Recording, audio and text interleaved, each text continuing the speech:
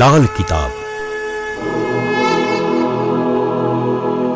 જેના સામાન્ય અને વૈજ્ઞાનિક ઉપાયો તમારા માટે પથદર્શક અવશ્ય બનશે. લાલ કિતાબ બનશે આપની સમસ્યાનો અંત, જેમાં આપના માર્ગદર્શક રહેશે શ્રી હરિવદનભાઈ ચોકસી.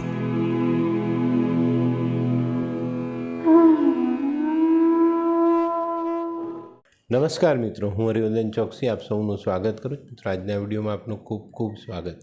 મિત્રો, રોજની જેમ આજે પણ જોઈએ આપણે આજનું દૈનિક રાશિફળ. તે પહેલાં જોઈએ આજનું પંચાંગ. વિક્રમ સંવત 2080 ઈસવીસન 2024, મહાસુદ 14 શુક્રવાર, તારીખ 23/2/2024. આજના સૂર્યોદયનો સમય સવારે 7 કલાકને 6 મિનિટ અને સૂર્યાસ્તનો સમય સાંજે 6 કલાકને 38 મિનિટ. મિત્રો, આજે જેમનો જન્મદિવસ એ લોકોને અમારા તરફથી ખૂબ ખૂબ શુભકામના. જીવનમાં પ્રેમ ભાવ રાખીને આગળ ચાલશો એટલી જ સફળતાઓ સારી મળે. મિત્રો, આજે જે બાળકો જન્મ લેશે એ લોકોની રાશિ રહેશે કર્ક. સાંજે 7 કલાકને 26 મિનિટ સુધી કર્ક રાશિ, ને ત્યાર પછી જન્મેલા બાળકોની રાશિ રહેશે સિંહ. અને આજના જન્મેલા બાળકોના શરીરમાં ચામડીના રોગ રહેવાની શક્યતાઓ ખરી. તો મિત્રો, હવે જોઈએ આપણે આજનું દૈનિક રાશિ પર. પહેલી રાશિ મેષ રાશિ. મેષ રાશિવાળા માટે આજે કંઈક નવું આયોજન કરવાનો દિવસ. મિત્રો, આજે વેપારમાં નોકરીમાં કંઈક નવીનતા આવવાની શક્યતાઓ ચોક્કસ દેખાય છે. તે સિવાય સામાજિક કામમાં તમને કોઈ ચોક્કસ સારી જવાબદારી સોંપવામાં આવે તો નવાઈ નહીં. આજે કૌટુંબિક અને પારિવારિક કામોને કારણે થોડી દોડધામ કરવી પડે. વૃષભ રાશિવાળા માટે આજે મિલકતને લગતા કામોમાં સારી સફળતા મળતી દેખાય. આજે તમે તમારા પોતાના કામમાં વ્યસ્ત રહો, તેની સાથે સાથે તમને કંઈક બીજા વધારાના કામ કરવા પડે તો એની જવાબદારી ચોક્કસ રીતે નિભાવશો. મિથુન રાશિવાળા માટે આજે દિવસ સંભાળીને ચાલવાનું. ધન ખર્ચ વધતો દેખાય છે. ધન ખર્ચ કર્યા પછી પણ આપણા મનનું ધારેલું પરિણામ આપણે ન મેળવી શકીએ. તે સિવાય મિત્રો, આજે આપણે માનસિક રીતે ડિસ્ટર્બ હોવાથી વાહન ચલાવવામાં ખૂબ સાવધાની રાખજો. કર્ક રાશિવાળા માટે આજે આવકમાં સુધારો થતો દેખાય છે. સંતાનો તરફથી સારો સાથ મળતો દેખાય છે. જે લોકો સિઝનલ ધંધો કરે છે એ લોકોને ધંધામાં આકસ્મિક ઘરાકી આવવાથી સારો ફાયદો મળી શકે છે. સિંહ રાશિવાળા માટે આજે આર્થિક સાનુકૂળતા સરસ રીતે સેટ થતી દેખાય. આજે તમારા પોતાના કામ સિવાય કોઈક અંગત મિત્રનું કામ તમને કરવા માટે સોંપવામાં આવે ને એમાં તમારે ખાસો એવો ટાઈમ વિતાવવો પડે. આજે દિવસના અંતે થોડોક શ્રમ પડતો દેખાય છે. આજે થાક લાગે. કન્યા રાશિવાળા જે લોકો નોકરી કરે છે એ લોકોને આજે નોકરીમાં કંઈક અવરોધોનો સામનો કરવો પડે. જે લોકો વેપાર કરે છે, દેશ પરદેશ સાથે જોડાયેલા છે, એ લોકો માટે આજે દિવસ સાનુકૂળ થતો દેખાય છે. આજે તમારા પરદેશથી જોડાયેલા કામો સરળતાથી પાર ઉતરે. આયાત નિકાસ આ કામોમાં આજે પ્રગતિ થતી દેખાય છે. હોય લગ્ન મિલાપમાં વિઘ્ન કે પછી હોય બાળકને લગતી સમસ્યા, હોય શરીરમાં કોઈ ગંભીર બીમારી કે પછી હોય દાંપત્ય જીવનની સમસ્યા અથવા તો છે નોકરીની સમસ્યા, આ તમામ સમસ્યાના ઉકેલ માટે જોતા રહો લાલ કિતાબ.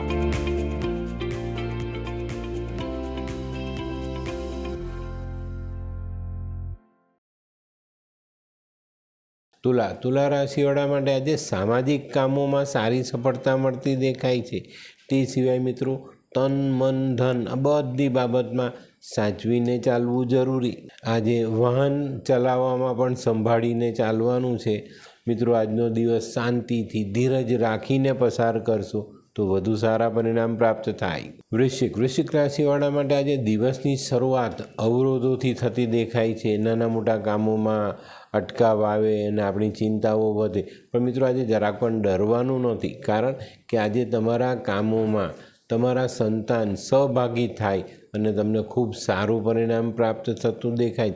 આજે કામ સંતાનોની મદદથી પૂરું કરી શકાશે. ધનરાશિવાળા માટે આજે પરદેશથી કોઈ લાભના સમાચાર આવે અને એનાથી દિવસની શરૂઆત થાય. આજે પોતાના કામમાં તમે વ્યસ્ત રહો અને અચાનક કોઈનું અગત્યનું કામ આવી પડે ને તમારે તેમને સાથ આપવો પડે ને આજના દિવસનો ઘણો સમય આવા કામોમાં વીતી શકે છે. આજે મિત્રો આકસ્મિક ખર્ચાથી બચીને ચાલજો. આકસ્મિક ખર્ચાઓ આવી જ જાય, અચાનક આવી જાય, પણ આપણે બને ત્યાં સુધી તૈયારી સાથે ચાલીએ તો આને આપણે પહોંચી વળીએ. મકર રાશિવાળા માટે આજે કંઈક નવી તક સામે આવતી દેખાય છે.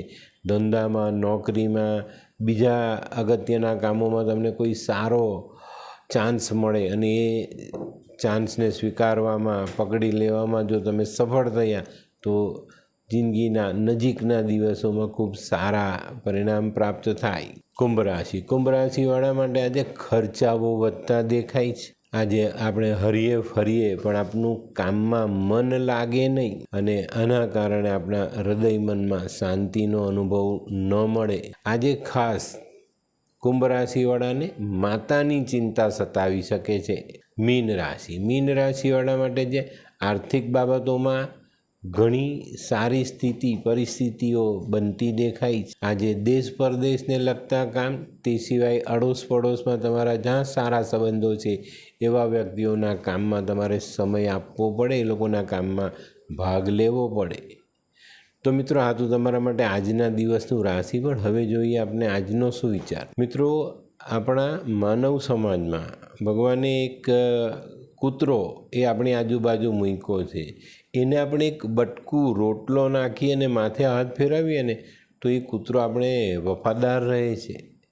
પણ આપણા જ માનવ સમાજમાં જે મા બાપે આપણા માથે હાથ ફેરવીને મોટા કર્યા છે ને એના પ્રત્યે આજના સંતાન વફાદાર નથી રહેતા. તો આ બહુ નાનકડી વાત મેં કીધી છે, એની પર વિચારજો અને મા બાપ સાથે ક્યારેય પણ ખોટું વર્તન નહીં કરતા. તો મિત્રો, હવે સમય થયો છે આજની વૈદ્યકીય સલાહનો. મિત્રો, આપણા શરીર પર ઘણીવાર પેલું ખરજવા જેવો રોગ થાય, ચામડીનો રોગ. તો એવા સમયે ખરજવા પર કાંદાનો રસ કાઢીને લગાડીએ તો ખરજવું મટી જાય. મિત્રો, આજના ઉપાયમાં હિંમત હારવાની નથી, બરાબર? હિંમતથી હારવું, પણ હિંમત ન હારવી. અને આના માટે આપણા હિન્દુસ્તાનમાં સૌથી મોટો દાખલો જોઈએ ને તો તે છે અર્જુન પુત્ર અભિમન્યુ. અભિમન્યુ પાસે આ જ વાત શીખવાની છે. હિંમતથી હાર્યો પણ હિંમત ન હારી.